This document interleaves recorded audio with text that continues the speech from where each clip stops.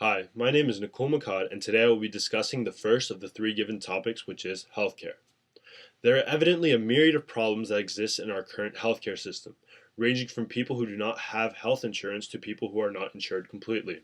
To understand the root of these problems, we must understand, and to an extent appreciate the fact that at this point, healthcare is a business. As a business, the purpose of these companies is to turn a profit in order to benefit their shareholders. That is a simple fact and premise upon which a business is built. In order to make sure that they profit from their endeavors, these companies need to compare their possible expenditures for providing the service with their revenue. Their revenue is generated almost entirely through monthly insurance premiums, and that is relatively simple for a company to take into account. However, the fact of the matter is that their possible expenditures are almost impossible to project. For example, if one of their customers was to be terminally ill, the service costs associated with the sickness can get very high very quickly. According to CBS News, it can average around $10,000 a day for complete care in an intensive care unit.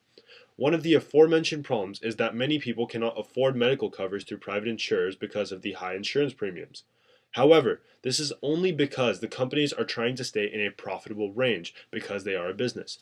Therefore, it only seems logical that they would charge the necessary amount for an insurance premium to ensure that they are able to provide the promised healthcare benefits while staying profitable as a business.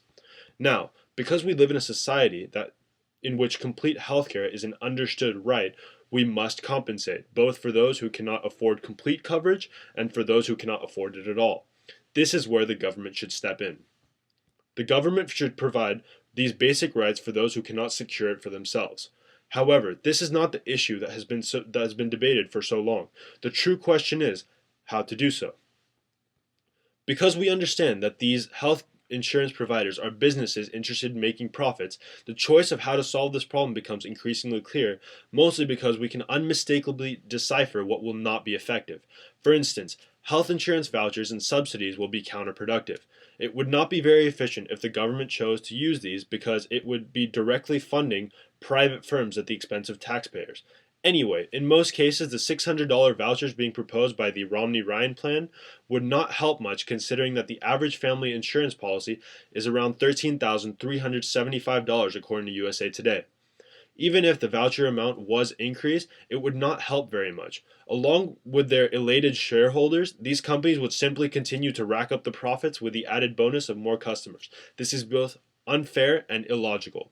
However, a logical solution that has already been considered and can be implemented is the institution of a government health insurance agency.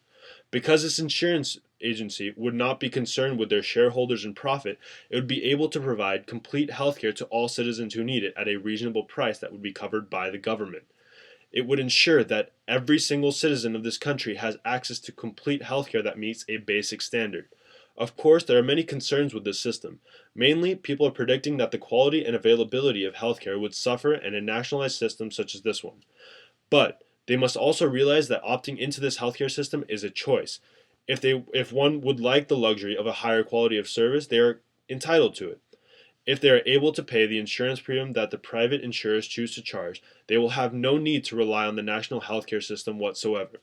Therefore, they will not be affected by the possibility of a deterioration in the quality of healthcare. Earlier in this speech, I mentioned that we must also appreciate the fact that healthcare is a business. This means that I do not think that the government should have any effect on the prices that the insurance companies choose to charge. This is because, in reality, the healthcare system represents capitalism at its best. It provides a service for an appropriate cost that suits its customer and also allows it to stay profitable. Furthermore, it is a price that has been agreed upon by both the customer and the company, which means it is beneficial for both. If the consumer cannot match the given price, they will always be able to rely on the provisions of the national healthcare policy. This is the best scenario because the choice lies completely with the citizen. If he or she wishes to have a higher standard of care and is willing to pay the price, he or she is completely welcome to do so. After all, this is a free market economy and is one of the reasons why the United States has become the great nation it is now. By simply acknowledging the fact that the current healthcare system is made up of private businesses, it is easy to see that the only way to effectively solve our problem is to adopt a policy that will create a government agency that will provide complete healthcare at a basic standard for all those who need it. and leave the private insurance companies to do business as they wish in order to stay profitable. In this way, every single citizen will have health care, and those who would like a higher standard of care and can afford it will be entitled to receive it, thereby conserving our capitalist values and providing a basic need to all of our citizens.